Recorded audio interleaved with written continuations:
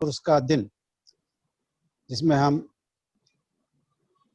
नारायण गुरु केरल के, तमिलनाडु के रामास्वामी नायकर, महाराष्ट्र के ज्योतिराव फुले, सावित्रीबाई फुले, छत्रपति शाहू महाराज, बोधिसत्व बाबा साहब अम्बेडकर और महानायक कांशीराम जी, इन सभी के जीवन के महत्वपूर्ण दिन, जन्म और मृत्यु दिन हमारे लिए प्रेरणा स्रोत हैं। ये दिन हमारे पास डेडिकेशन, डिटर्मिनेशन और रिजॉल्व का दिन होता है।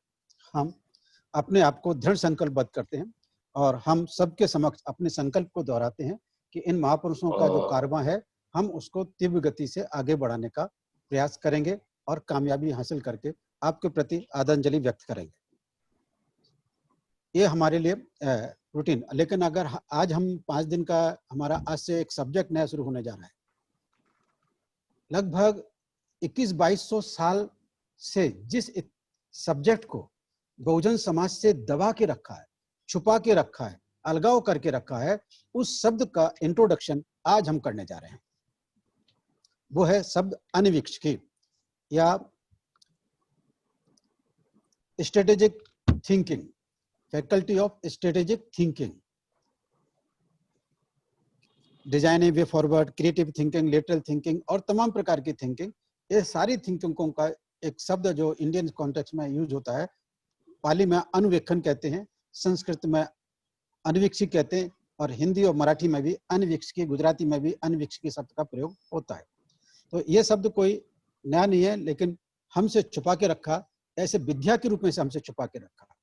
हम बहुत पे बैक टू सोसाइटी से पहले ये शब्द बामसेप में भी इंट्रोड्यूस नहीं हो पाया था, लेकिन कांशीराम जी के हयात में ही हम साहब से अनुमति लेकर उनकी सहमति से इस शब्द को या इस फैकल्टी को हमने इंट्रोड्यूस किया है। और आज उसका पहला लेक्चर हमारे विद्वान साथी राजाराम आनंद जी, आपको महत्वपूर्ण, जिन्हें हम संबोधन के लिए, जो एडवोकेट के लिए एडवोकेट लगाते हैं, इंजीनियर के लिए इंजीनियर लगाते हैं, डॉक्टर के लिए डॉक्टर लगाते हैं, पर हम पे बैक टू सोसाइटी में हर कार्यकर्ता के साथ, हर बुद्धिजीवी के साथ धीमंत शब्द का प्रयोग करते हैं। इसलिए धीमंत राजाराम आनंद जी आज के प्रमुख वक्ता के रूप में आपके सामने आ रहे हैं। मैं यहीं पर अपने आप को केवल इतना बताने के लिए मैं आया हूं कि ये 2200 साल से छिपी हुई विद्या को हम पहली बार 21वीं शताब्दी में बहुजन समाज में इंट्रोड्यूस कर रहे हैं आपके माध्यम से। Thank you very much.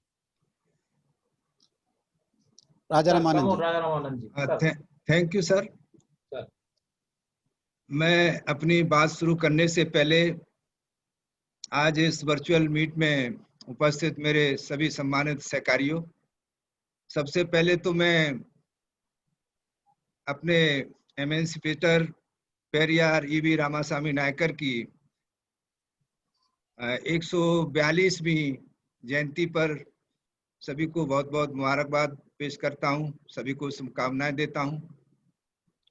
और जैसा कि महानायक कांशीराम जी स्कूल ऑफ थिंकिंग के महानिदेशक परम आदरणीय धीमंत पी.आर. अम्बेडकर साहब ने अभी हम लोगों को जानकारी देते हुए बताया है कि आज हम ऐसे सब्जेक्ट पर चर्चा करने जा रहे हैं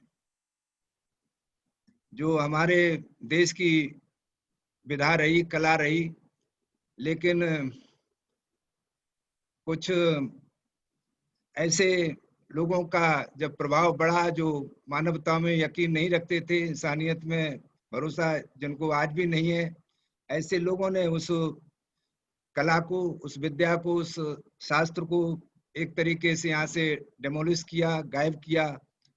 और आज खुशी की बात है कि ये जो थिंकिंग स्किल जिसके बारे में अभी हम लोग अध्ययन करेंगे, तो ये अपने भारत में जब डॉक्टर एडवर्ड डी बोनो सन 2000 में 18 अक्टूबर 2000 में 2020 तो अब चल रहा है, आज से 20 वर्ष पूर्व जब आए वो, तो एक अवसर MKSOT के संस्थापक PR अम्बेडकर साहब को, दिवंगत PR अम्बेडकर साहब को जानकारी हुई, और जब जानकारी हुई तो उन्होंने उनके क्लासेस को अटेंड किया, उनके लेक्चर को अटेंड किया, और एक बार नहीं 4 बार अटेंड किया। और उस वक्त मैं समझता हूँ कि ये वही थे जिन्होंने इसको अटेंड कर पाया, क्योंकि उस वक्त मिनिमम 25,000 उस लेक्चर में बैठने की फीस पे करनी होती थी। तो 4 बार पे करने का मतलब हुआ करीब 1 लाख रुपया उनको उस वक्त पे करना पड़ा। और आज की तारीख में देखा जाए, पाउंड से अगर डॉलर से उसको कंपेयर करें हम, तो शायद हो सकता है कि वो आज मेरे ख्याल से अबाउट करोड़ के करीब पैसा बैठ सकता है। तो ये वहां से जानने के बाद उन्होंने तहिया किया। उन्होंने, जैसे माउंट मैन दशरथ मांझी के बारे में कहा जाता है कि वो पहाड़ को काट करके उसने रास्ता बनाया, तो ये ऐसा ही एक रास्ता था जिसको आज हम लोग इस पर चर्चा कर रहे हैं। और ये जान करके जब लगातार हम 5 दिन इस पर 1 बाय 1 इसको बारे में जाएंगे, तो निश्चित तौर पर हमको ये लगेगा कि एक बहुत बड़ा काम इस देश के अंदर पुनः ये प्रारंभ हुआ है।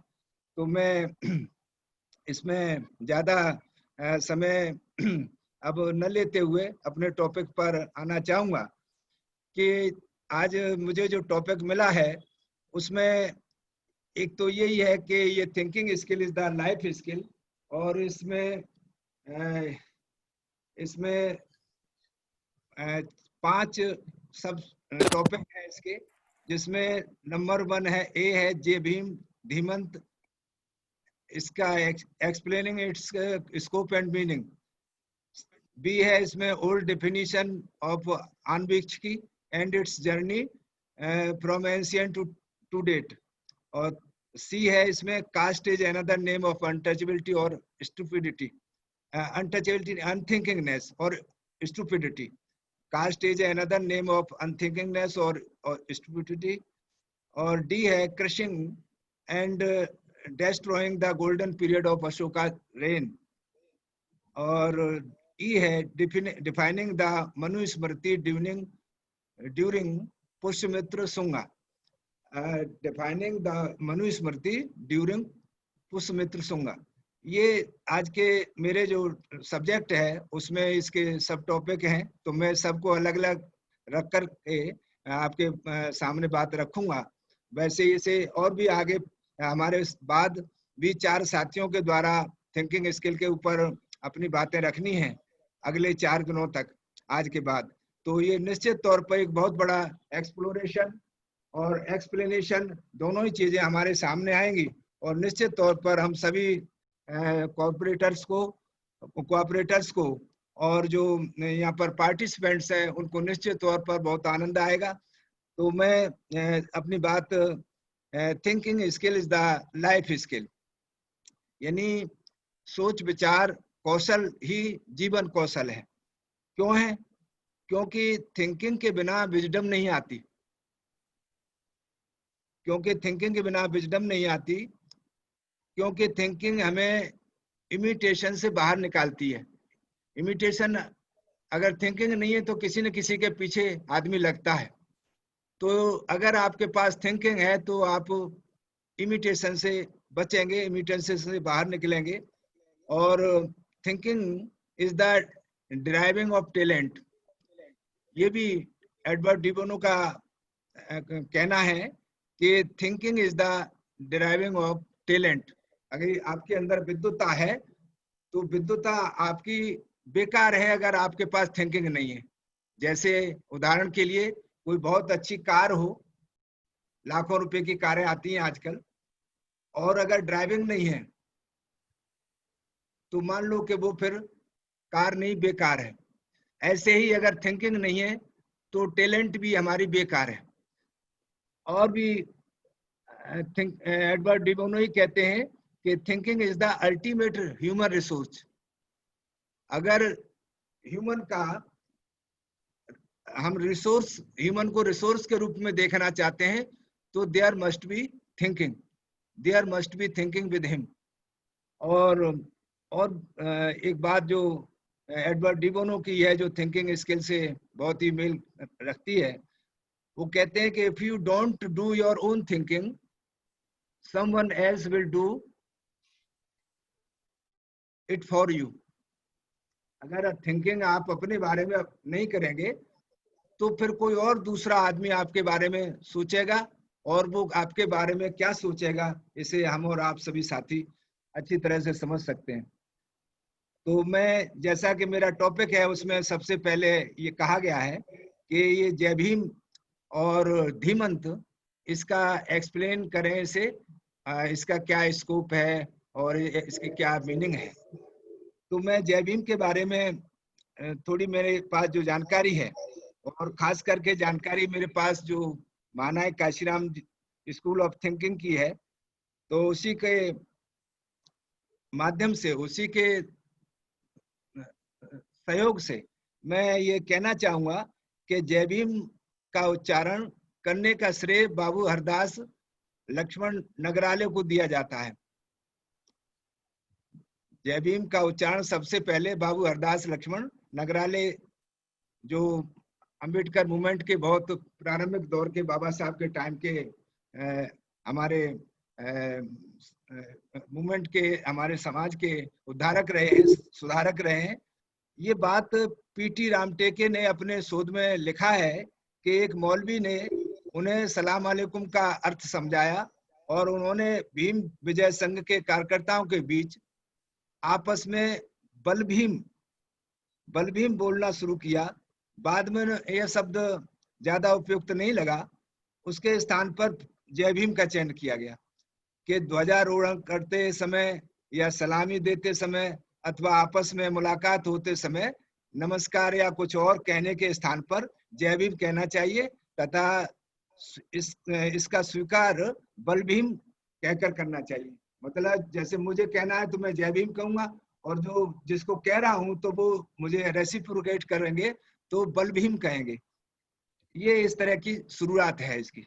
लेकिन अभी एक और बात, ये जेएनयू दिल्ली में समाज विज्ञान के प्रोफेसर विवेक कुमार जी हैं, उनका एक लेख 18 अप्रैल 2016 में टाइम्स ऑफ इंडिया में छपा था, जिसमें वो कहते हैं कि जय भीम का पहली बार उच्चारण 1818 में कोरेगांव युद्ध के लिए तैयार होते जाबाज महार सैनिक, जब भीमा नदी सैनिकों ने जब भीमा नदी को पार करना था उन्हें, तो भीमा नदी को पार करते समय जोश पैदा करने के लिए उन्होंने इस जय भीम नारे का उच्चारण किया जोर से, जिससे जोश आ जाए, और बाद में यही शब्द बहुजनों के आंदोलन में जोश और ओज का स्वर बन गया।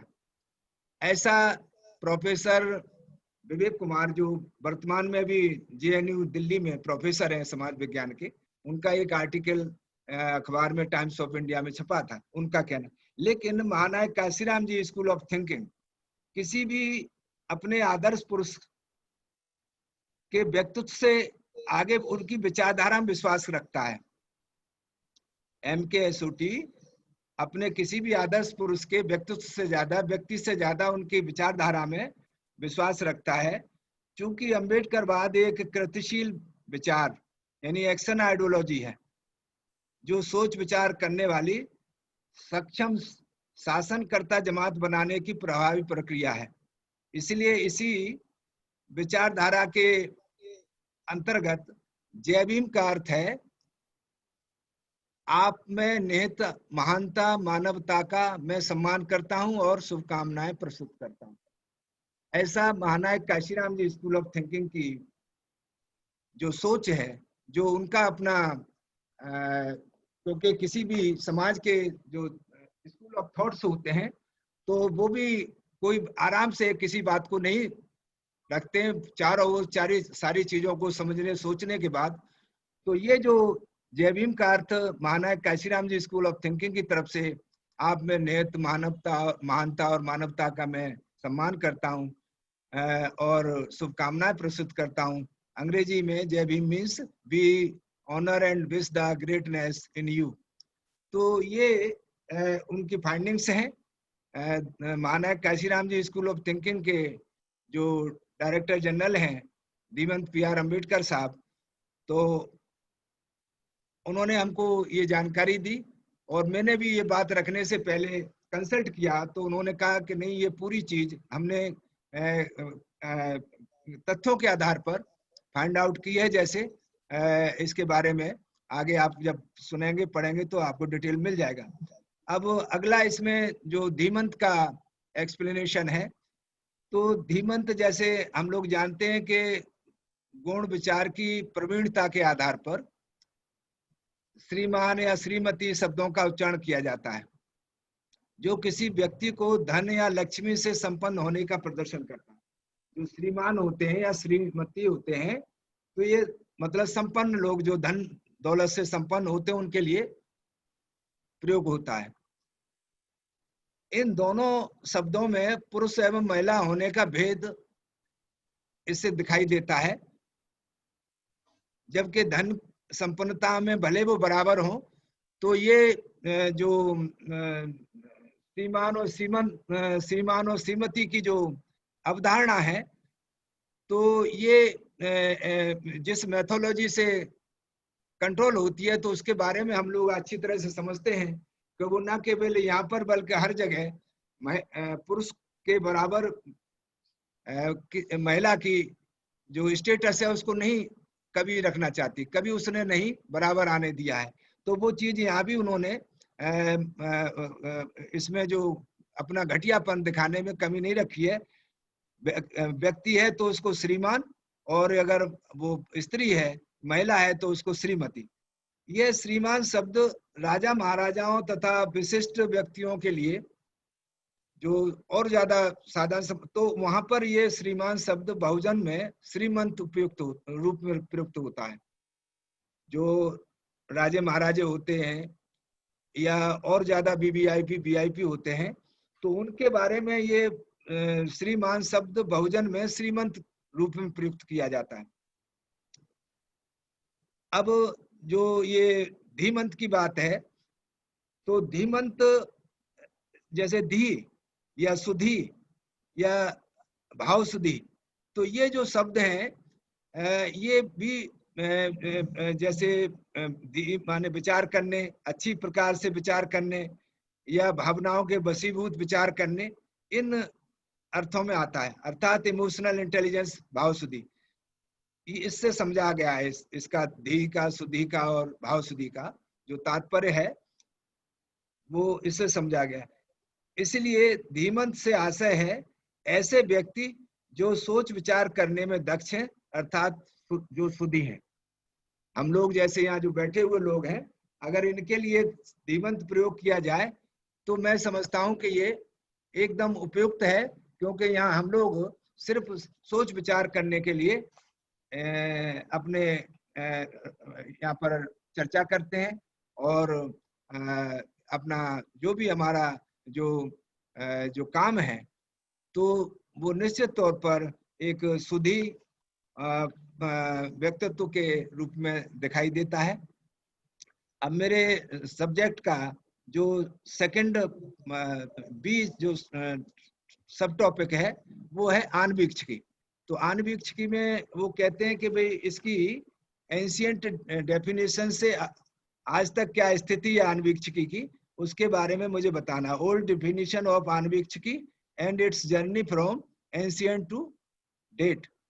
तो मैं सबसे पहले आणविक्षिकी, क्योंकि इसके बारे में अभी हमने जब एजुकेशन पे अध्ययन किया था तो काफी डिटेल में हम लोगों ने बातें सुनी, कुछ साथी नए भी हैं, तो मैं इसलिए इसको थोड़ा सा आपके सामने रखना चाहूंगा कि इसकी ओल्ड डेफिनेशन में कौटिल्य कहते हैं कि विद्याएं 4 प्रकार की होती है। एक आणविक्षिकी, त्रयी, वार्ता और दंड नीति।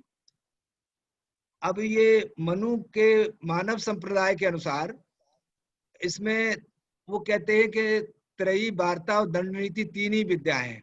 आणविक्षिकी विद्या का त्रयी विद्या में ही उन्होंने समावेश कर लिया है कि जो वेद शास्त्र वगैरह है उसी में उन्होंने उसको मिक्स कर लिया। उसका एक तरीके से जो भी साहब PR अंबेडकर जी बता रहे थे कि उन्होंने इसको विलुप्त कर दिया, तो वो मतलब उसको उन्होंने एक तरीके से अपने जो वेदों से संबंधित मामला था तो उसमें मिक्स कर लिया।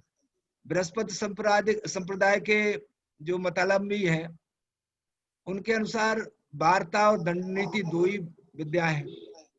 त्रयी विद्या को वो कहते हैं कि ये तो वेद विद्वानों की आजीविका का साधन मात्र है, ये पढ़ने पढ़ाने की चीज नहीं है, ये तो जो वेद विद्वान हैं वेदों के, तो ये उनकी अपनी आजीविका का साधन है।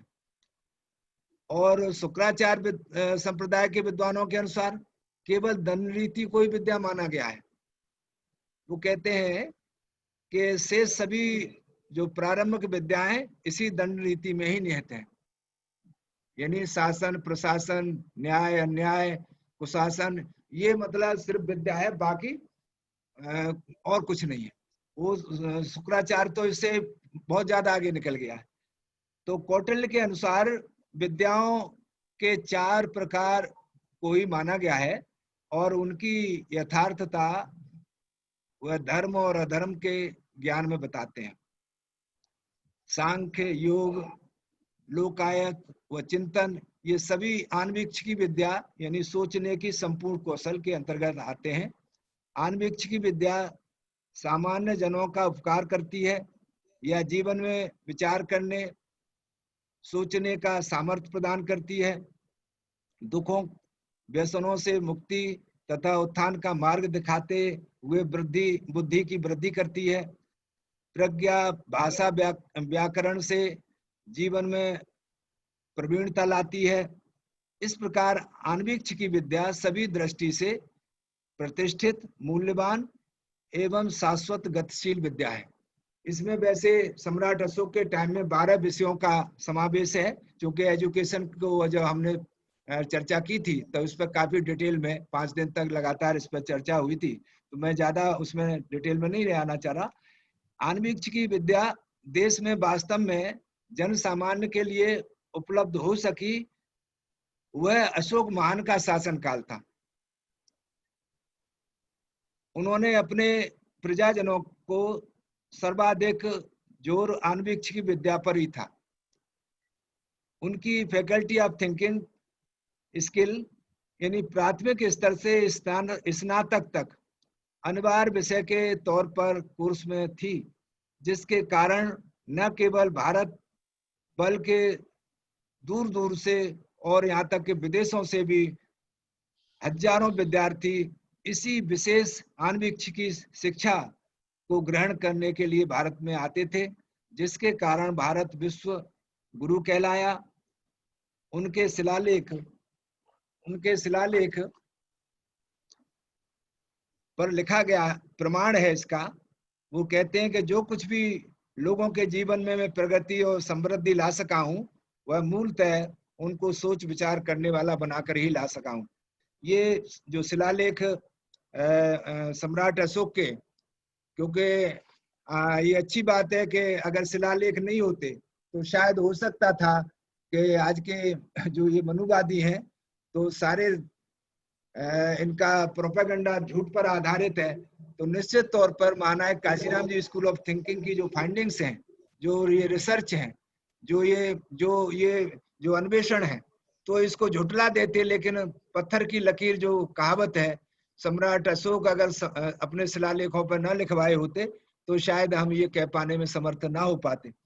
आज हमारे देश की सबसे बड़ी समस्या ये है कि यहाँ शिक्षा में या काम काज में सोचना नहीं सिखाया जाता है, बल्कि अनुसरण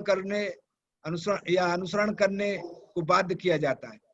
यही रोग का मूल है हमारी प्रगति में, और भारत की जो पिछड़ेपन का यही अवरोध है, क्योंकि सोचने में दक्ष नागरिक ही प्रगति का रास्ता ढूंढने में कामयाब होते हैं।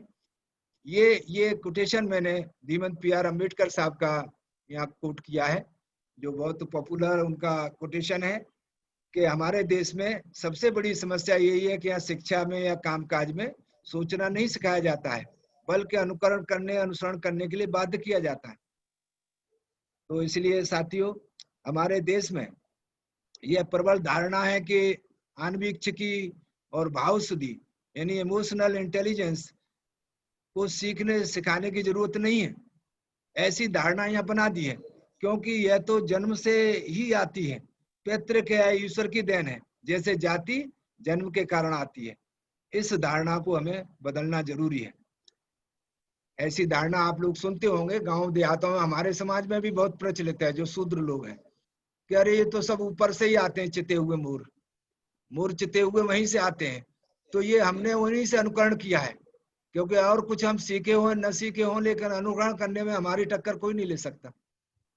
तो इसलिए, लेकिन जबकि एडवर्ड डी बोनो कहते हैं कि no one is ever born as a skilled thinker.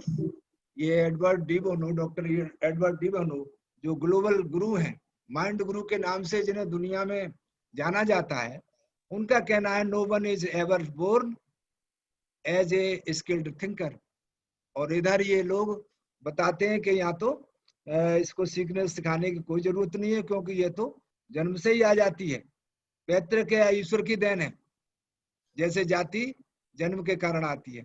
तो ये जो गलत धारणाएं हैं, तो ये ज्यादा नहीं तो कम से कम पीबीएसपी के जो फंक्शनरीज हैं और जो माना है Kashiram ji school of thinking के जो विद्यार्थी हैं, तो उनकी ये बहुत ही महत्वपूर्ण जिम्मेदारी बन जाती है कि ये बहुत ही गंदी धारणा को, गलत धारणा को, झूठी धारणा को, हमें जैसे जाति को हम डिवेल्यूट कर रहे हैं, उसको वीक कर रहे हैं, उसको निर्मूल कर रहे हैं, ऐसे ही हमें इस धारणा को भी बहुत प्रायोरिटी पे लेकर के करना होगा।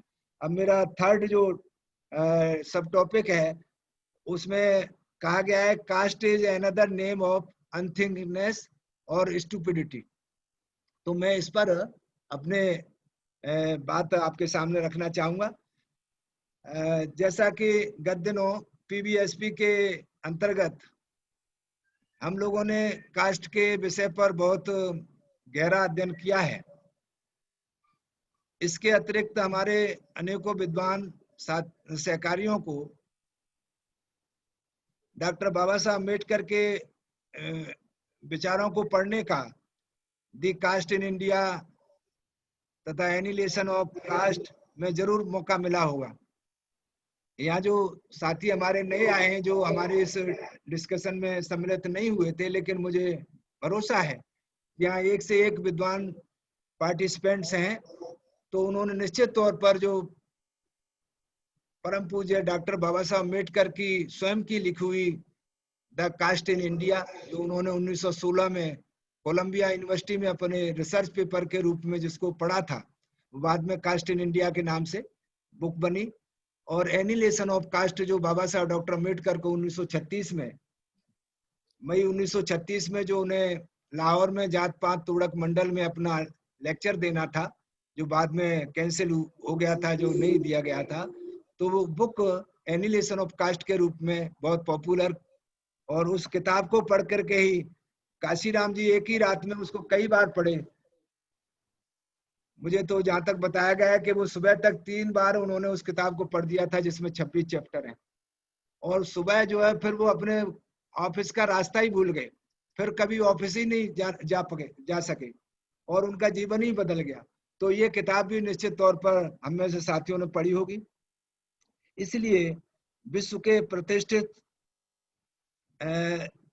समाज विज्ञानियों की जो या एंथ्रोपोलॉजिस्ट के अनुसार हम ये कह सकते हैं कि जाति क्या है।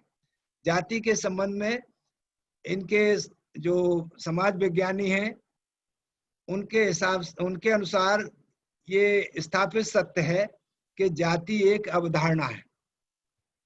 जाति एक अवधारणा है, कास्ट इज ए नोशन। जाति व्यक्ति की मनोदशा है, मनोस्थिति है। Caste is a state of mind. जाति एक असमानता की सोच का नाम है, यानी स्पिरिट ऑफ इनइक्वलिटी। और जाति अलगाव का भाव है, यानी caste is a spirit of isolation. Isolation में बहुत से लोग, जैसे आजकल क्वारंटाइन में आइसोलेशन हो रहे हैं, ऐसे बहुत से लोग जाति के नाम पर भी आइसोलेटेड रहते हैं।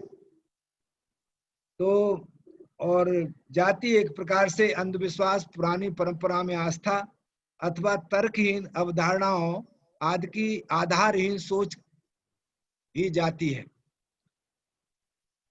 और ये जो समाज विज्ञानी उन्होंने कहा है कि जाति एक तर्क रहित अंधविश्वास का तंत्र या तरीका है, जिसमें ये कहावत बहुत पॉपुलर है, father could not help it and son could not care it, son could not cure it.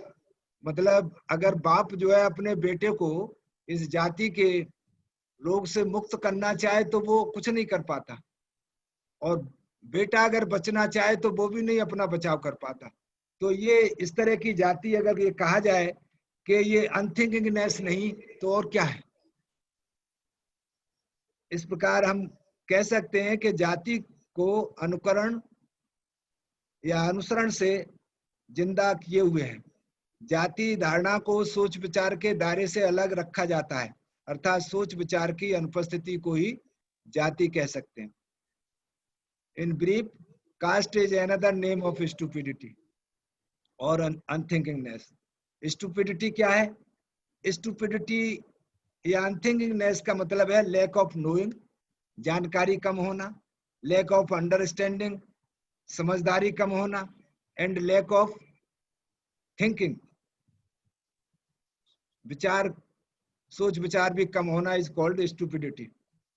तो स्टूपिडिटी बहुत खतरनाक चीज है। नेपोलियन बोनापार्ट ने कहा है कि rascality has limits, stupidity has no limits. यानी रैस्कलिटी की तो कोई सीमा भी है, जैसे कोई बदमाशी मक्कारी करता है तो वो उसकी कोई सीमा है, लेकिन जो मूर्खता है इसकी कोई लिमिट नहीं है। जॉन सू में एक दूसरे फिलोसफर हुए हैं, वो कहते हैं idleness is the stupidity of the body. Idleness जो जो मतलब बॉडी में आइडलनेस आती है तो वो स्टूपिडिटी बॉडी की होती है, लेकिन जो जो आपकी stupidity is the idleness of mind. ये जो स्टूपिडिटी है ये माइंड का दिवाला निकल जाना है, इतनी खतरनाक चीज है ये। तो आइडलनेस ऑफ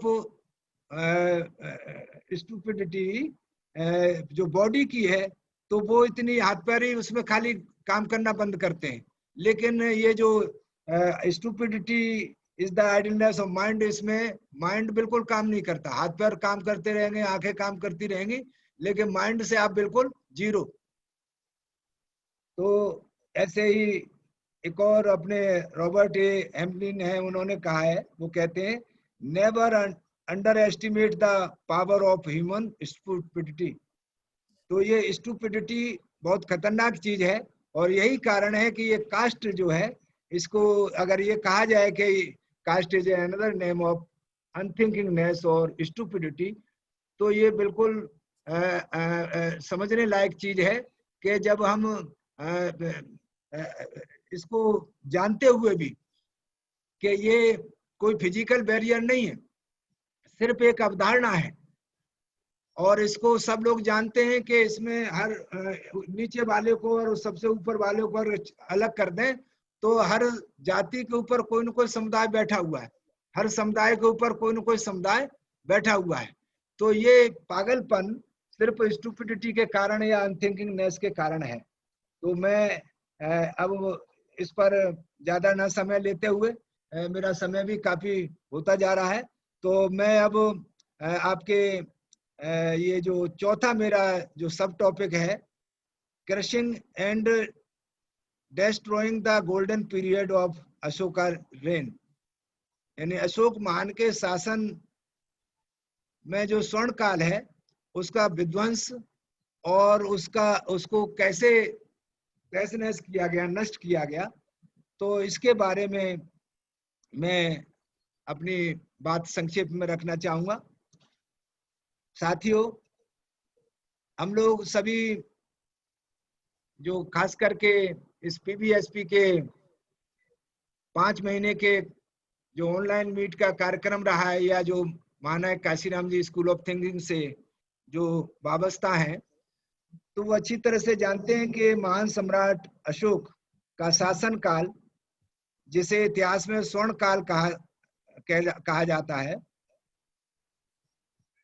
जो भारत का शासन बाद में पहले एक उच्चकोट का, जो भारत का शासक, जिसको सम्राट अशोक को भारत का शासक बाद में पहले एक उच्चकोट का समाज सुधारक एवं अपनी प्रजा यानी नागरिकों के कल्याण और समृद्धि का प्रतीक कहा जाता है। महान सम्राट को, अशोक महान को माने शासक बाद में, पहले उनको हम लोग महान समाज सुधारक या अपने प्रजा के, अपने नागरिकों के कल्याण और समृद्धि का प्रतीक कहा जाता है।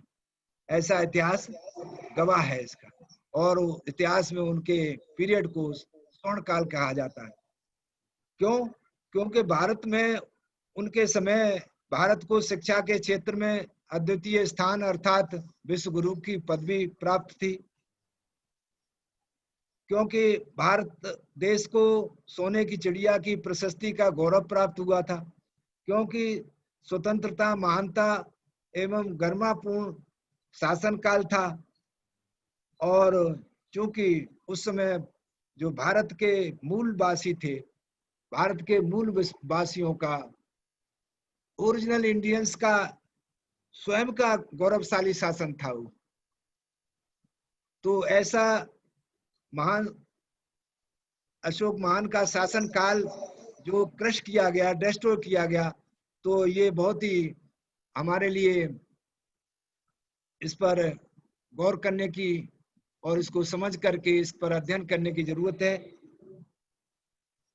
ऐसा शासन जिसमें जाति और वर्ण विहीन समाज बन गया था, ऐसा शासन जहां आनवीक्ष की विद्या अनिवार्य समस्त नागरिकों के लिए, इवन महिला और पुरुष का भी भेद नहीं था, महिला और पुरुष सबको समानता से और कंपलसरी थी, प्राइमरी से लेकर के स्नातक तक, ग्रेजुएट तक उनका ये जो अनवीक्षी विद्या थी, थिंकिंग इसके लिए कंपलसरी थी।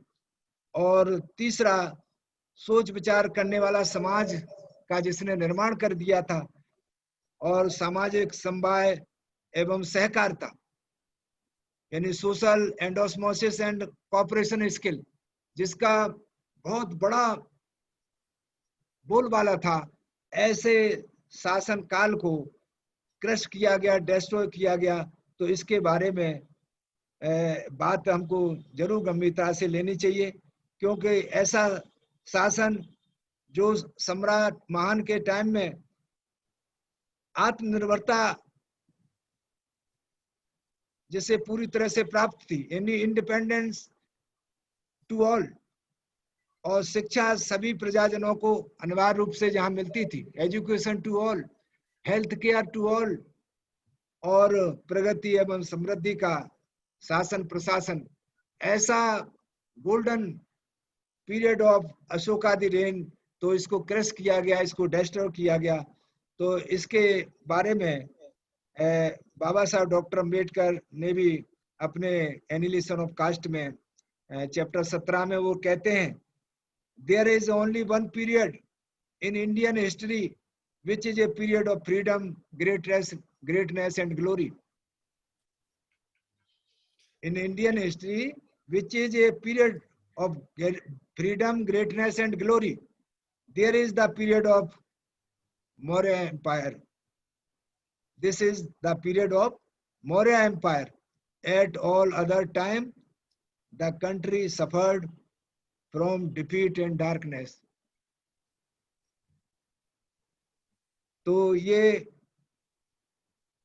जो दुखदाई जो घटनाक्रम है कि ये क्रश किया गया, डिस्ट्रॉय किया गया, तो इसमें जबकि ये पीरियड, जबकि अशोक महान का जो शासन जिसे हम पाते हैं, तो उसमें मिनिमम गवर्नमेंट है, मिनिमम गवर्नमेंट, यानी बहुत कम पुलिस, बहुत कम मिलिट्री, बहुत कम एडमिनिस्ट्रेशन, लेकिन मैक्सिमम गवर्नेंस है, minimum government and maximum governance. क्यों? क्योंकि वो जो सम्राट अशोक महान है वो कहते हैं, नास्ति ही कमंतरं सर्वलोक हितत्या, दूसरा बड़ा कर्म नहीं है सर्वलोक हित से। और उनकी ये प्रतिज्ञाएं थी कि मैं 3 प्रतिज्ञाएं सब हम लोग जानते हैं कि मैं युद्ध की नीति का त्याग करता हूं, मैं विषमता और वैमनस्यता की नीति का त्याग करता हूं, और मैं अपने लोक कल्याण में जो लोग के कल्याण के लिए जो कार्य करूंगा वो लोगों एक पराकाष्ठा तक मैं उनके लिए इस लोक कल्याण कार्य को। तो ऐसे महान सम्राट महान अशोक की जो शासन काल है उसको अगर डिस्ट्रॉय किया गया, क्रश किया गया, तो ये निश्चित तौर पर हमें अध्ययन इस पर करना चाहिए। और इसके पीछे बस ये मैं ये कहकर के बात जल्दी समाप्त करूंगा। कैसे हुआ? क्योंकि अंतिम बौद्ध शासक जिसे मौर्य वंश बृहद्रथ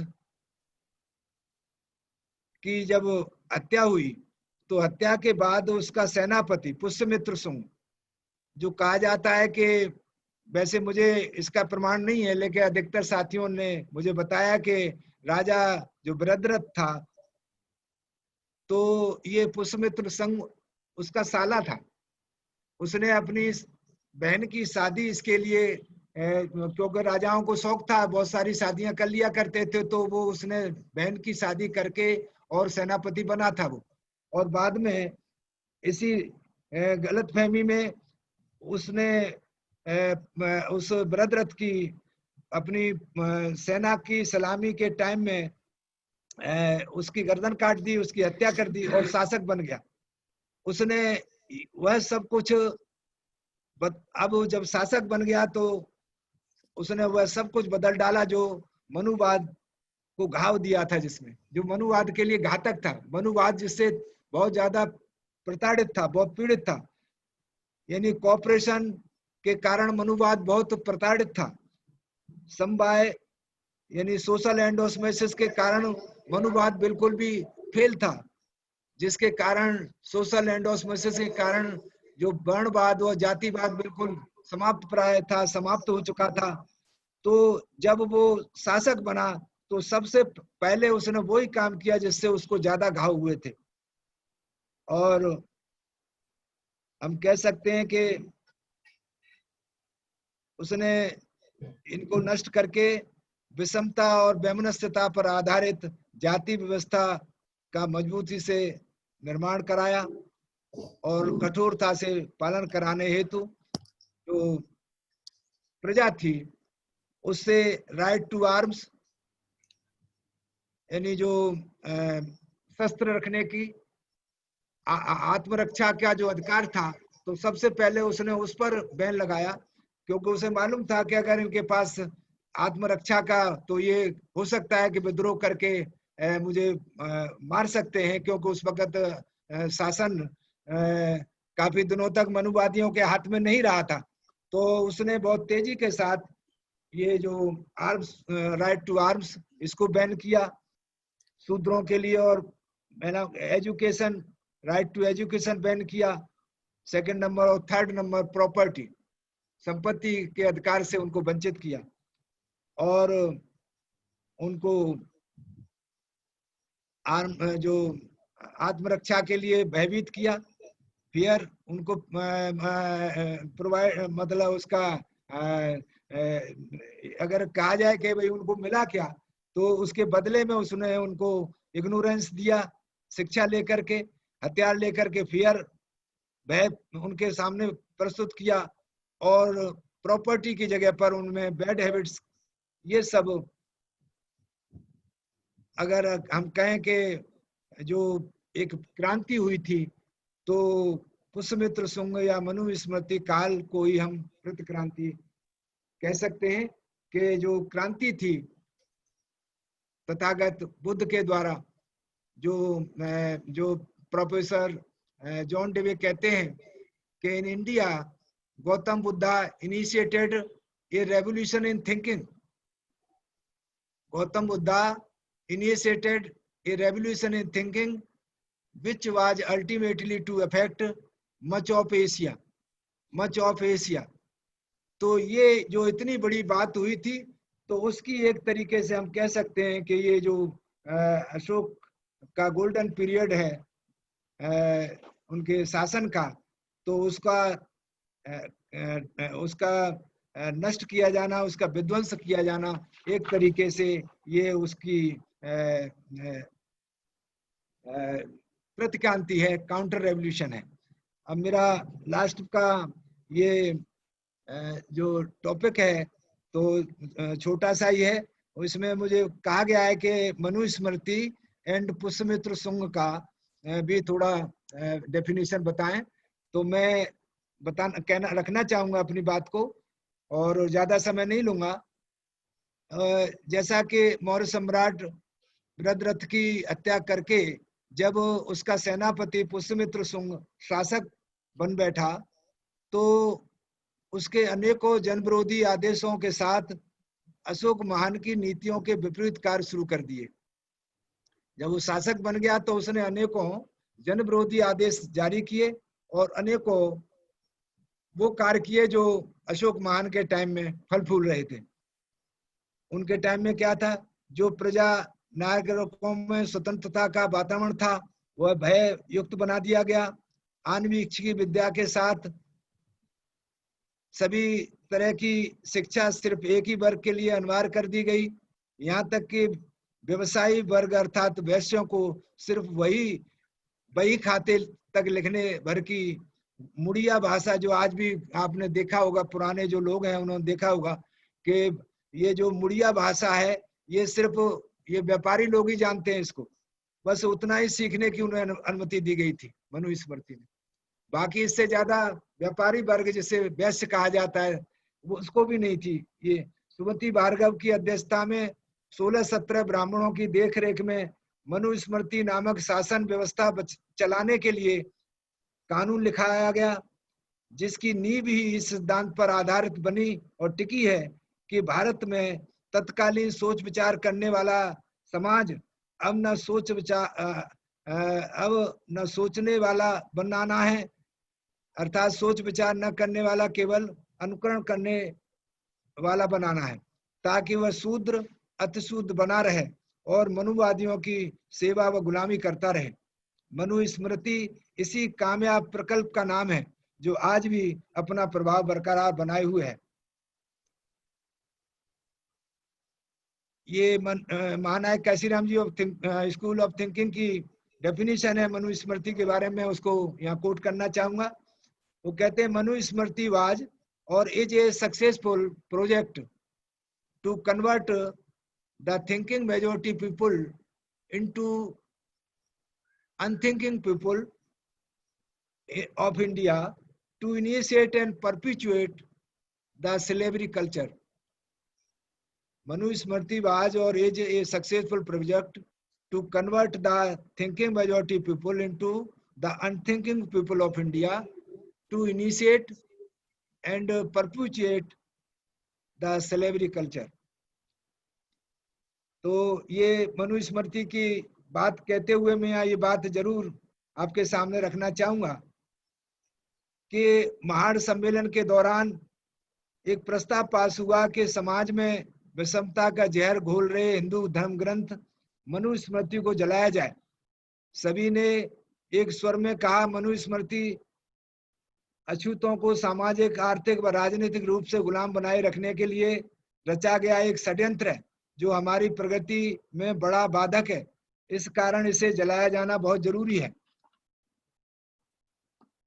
इसके बाद 25 दिसंबर 1927 को रात को 9 बजे महाड़ सम्मेलन स्थल पर पंडाल के सामने गड्ढा खोदा गया। खड्डा खोदकर चिता बनाकर सभी की मौजूदगी में मनुस्मृति को जलाया गया। भारत के इतिहास में बहुजन समाज में सामाजिक जागृति के लिहाज से यह एक ऐतिहासिक दिन है।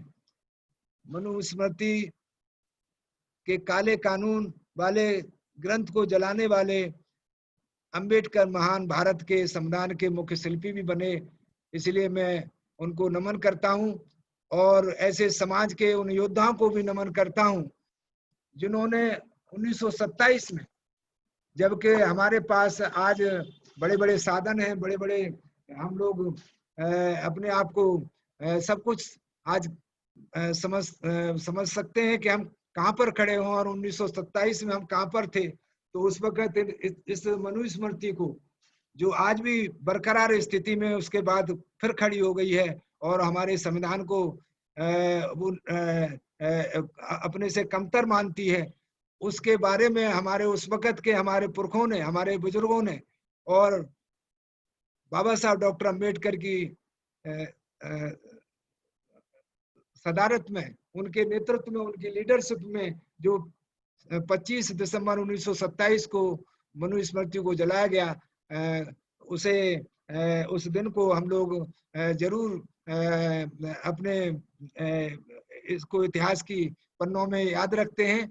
और खुशी की बात है कि हमारा जो सम्राट महान अशोक महान का जो सेंटिनरी जो सेलिब्रेशन होता है, जो उनकी 23वीं शताब्दी वर्ष जन्म जयंती मनाते हैं हम लोग, तो वो दिन 25 दिसंबर ही महानायक Kashiram ji school of thinking की सोच के हिसाब से रखा गया है। तो मैं समझता हूँ कि मैंने अपनी बात पूरी कर ली है और मैं यहीं पर अपनी बात को विराम देते हुए आप सभी लोगों को पुनः जय भीम करते हुए, जय भारत करते हुए, thank you. Nahar Singh ji.